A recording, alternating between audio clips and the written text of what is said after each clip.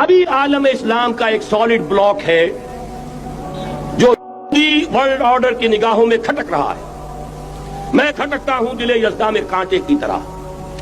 اگرچہ ان کی اسٹریٹجی کیا ہے, ایک ایک کر کے ان کے حصے بکھرے کر کے دیا پانچا کرو. ابھی وہ بلاک کون سا ہے؟ ایران ہے, افغانستان ہے, پاکستان ہے اور روسی ترکستان سے آزاد ہونے والی جو ریاستیں ہیں, یہ ایک سالڈ بلاک. یہ عجمی مسلمان عربی نہیں, عربی گئے, یہ نوٹ کر لیجئے. اس لیے کہ عربوں کو اللہ نے فضیلت دی تھی, محمد ان میں سے تھے صلی اللہ علیہ وسلم, یہ رتبہ بلند ملا جن کو مل گیا. لیکن ساتھ ہی اللہ نے دھمکی بھی دے دی تھی سورہ محمد میں, ان تتولوا یستبدل قوما غیرکم, اگر تم پیٹھ دکھا دو گے اس مشن کو جو ہم نے تمہارے حوالے کیا ہے, تمہیں ہٹائیں گے, کسی اور کو لے آئیں گے.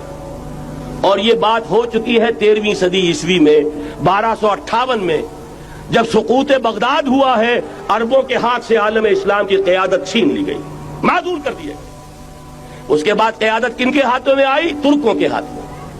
ترکان تیموری ہندوستان میں, ترکان صفوی ایران میں, ترکان سلجوقی مڈل ایسٹ میں, اور ترکان عثمانی کا تو کہنا ہی کیا ہے.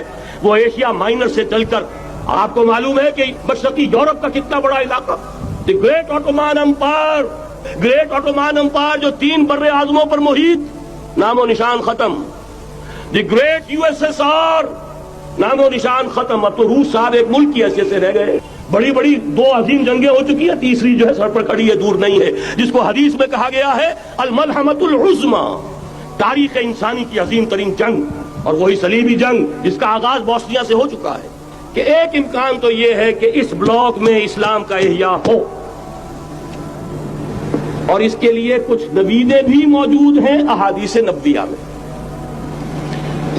وہ تو آپ نے سنا ہوگا اقبال کا شعر, میرے عرب کو آئی ٹھنڈی ہوا جہاں سے, میرا وطن وہی ہے, میرا وطن وہی ہے. حدیث میں آتا ہے یخرج ناس من المشرق یؤتون للمہدی یعنی سلطان ہی, مشرق سے فوجیں نکلیں گی کہ جو کہ مہدی کی حکومت قائم کریں گی.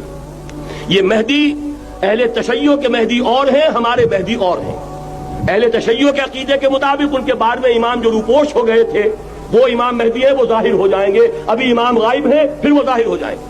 ہمارے نزدیک یہ مہدی پیدا ہوں گے یا ہو چکے ہوں, اور یہ ہوں گے حضرت فاطمہ کی نسل ہی سے رضی اللہ تعالی عنہا. لیکن عالم عرب کے اندر پھر ایک طاقت بن کر ابھریں گے, باطل کی قوتوں کے خلاف جہاد کریں گے.